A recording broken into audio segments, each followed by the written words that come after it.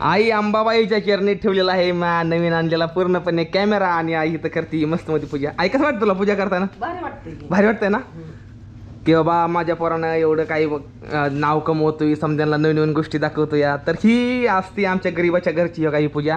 मोठी मोठी श्रीमंत जी लोक असते ना ती अशा गोष्टी छोट्या छोट्या आणल्या पूजा करत आहे. पण ही गोष्ट माझ्यासाठी लई मोठी आहे. आणि मी जेव्हा दुसऱ्यांना बघायचो का नाही बाबा होय बाबा ह्या माणसापाशी असं असं कॅमेरा येतं ही गोष्टी, तेव्हा मी म्हणायचो लागा ही माझ्यापाशी खवायचं माझ्यापाशी असलं. आज माझ्या स्वतःपाशी आज मी हे कॅमेरा घेतला आहे 70-80 हजार रुपयाचा आणि माझ्या हातामध्ये कॅमेरा आहे 30,000 रुपयाचा कॅमेरा आहे. लय आधी घेतलेला रात्रंदिवसा काम करून. आणि काही तर हाय दादा काय करता तुम्ही?